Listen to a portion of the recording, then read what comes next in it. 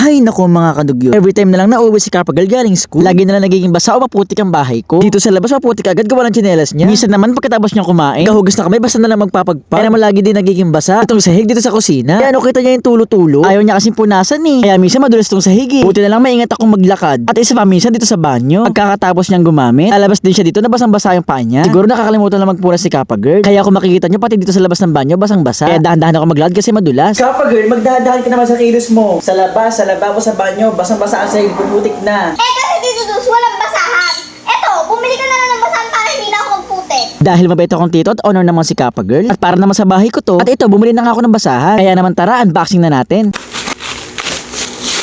Wow! Sa mga kadugot, eto na yung in-order kong basahan. Eto mukha ng kapibara sa sala. Tapos, eto naman buo na to sa banyo. Tapos, etong malaki naman na to sa lababo. Grabe mga kadugot, sobrang cute pala ng mga basahan na to. Sobrang lalaki pa ng mga size nila. Tamang-tama nga dahil tatlo talaga dumating sa akin. Labas, lababo at banyo. Eto nga, ilalagay ko na. Ito nga parang likod niya ay maganda din. Sure na makapit at hindi madulas. Ang una ko nga palang pinaglagyan ay dito sa lababo. Next naman na pinaglagyan ko ay dito sa banyo. At ang pinakahuli ay dito naman sa labas. Ibukan ko na nga tong basahan. Grabe maganda, meron siyang wrap feeling. Talaga masasabi kong useful siya. Bonus na nga lang yung pagiging cute niya eh. Ito lang yata yung basahan na hindi dumihin. Kaya naman masaya ako.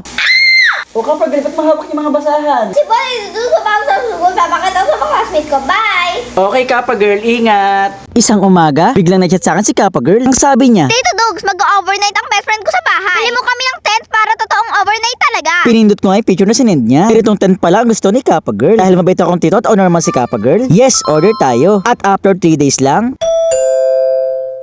may nagdoorbell na sa bahay ko. Pagbukas ko ng pintuan, nagulat ako. Dumating na pala itong in-order ko na tent. Grabe nga, hindi ko na-expect na sobrang laki nito. Pumasok na ako sa loob dahil excited na akong buksan to. Kaya naman tara, unboxing na natin.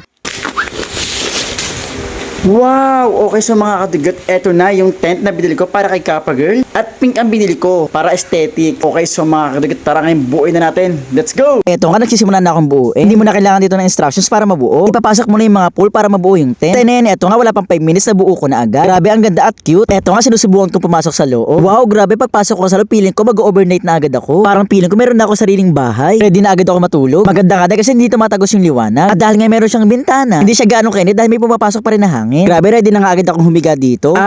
Katapos kong buuin tong tent, dito na rin pala ako nagpahinga. At masasabi ko na 3 tao rin na magkakasya dito. Kasi feeling ko kung ako 2 tao na agad ako, ay meron pang space medyo maluwag pa. 3 tao ang perfect dito. O diba, ganun naman na itsura niya kapag lalabas ako ng tent. Parang si Sadako lang, char. Grabe, matibay siya. Siguro habang wala pa si Kappa Girl, ako muna mag-isa mag-overnight dito. Habang nagpapahinga nga ako, nag-chat sa akin si Kappa Girl. Tito Dogs, huwag ka na pala bumili ng tent. Hindi na tuloy ang overnight. Ay, grabe, napagod na ako tapos hindi pala tuloy. Sayang naman to.